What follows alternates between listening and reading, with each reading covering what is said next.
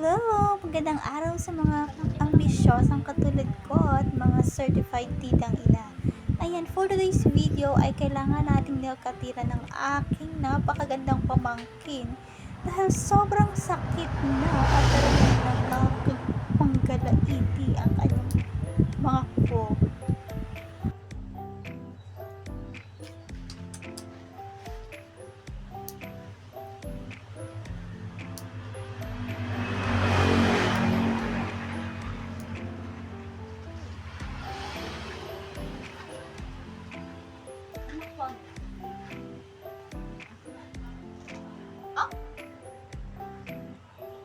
Ha, huwag kang magalit sa akin, baby, kasi napakasakit mo na talagang mangalmot. Hindi ko na kaya.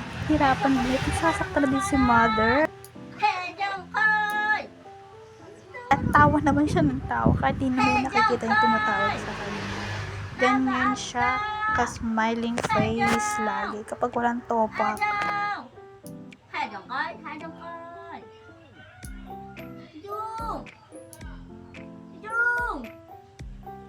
Pero in fairness ha, sobrang sweet nitong bata na to. At medyo makulit, pero sweet naman siya. Kaya okay lang sa akin, ganun naman talagang bata.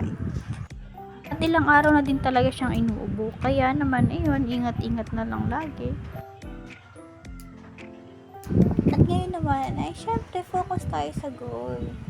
Maubos yung mahaba at mapanakit na kuko ng aking pamangkin. Focus sa goal, kaya bawal istorbohin ng ito. Kitang ina.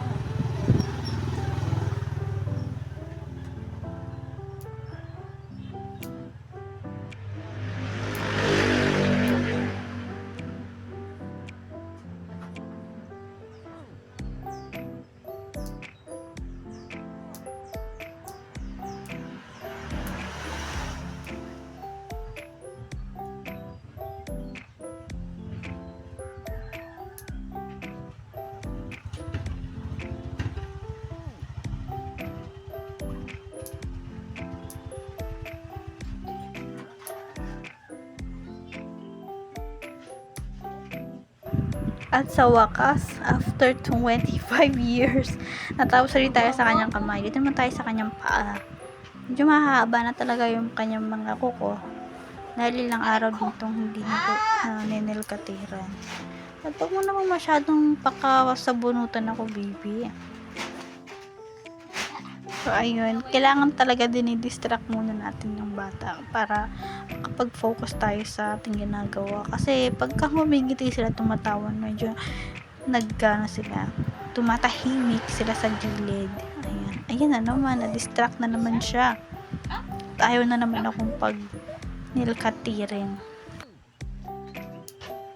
Baby! Nakukulitan ako sa kanya, pero carry lang para maputulan ko lang siya ng mga kuko kasi sobrang haba, medyo masakit na talaga to, hindi na kaya-kayang tingnan.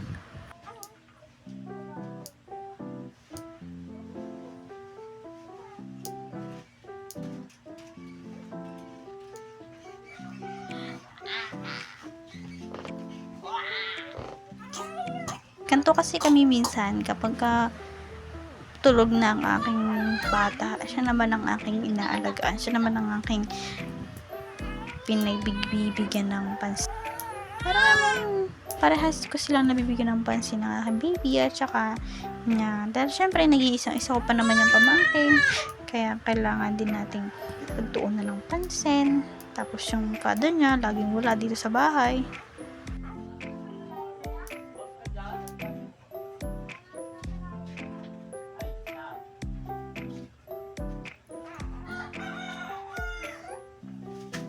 Laro-laro na lang po tayo at panggigilan muna natin ang batang napakalaki din naman. Panggigilan muna natin yan. Kajali din niya kahit medyo may sipon na.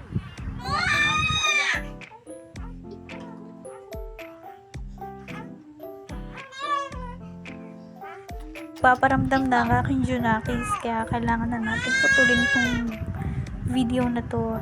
Kaya bye! Pa-like and share and pa-follow na rin po mga guys. Salamat po! Maraming salamat!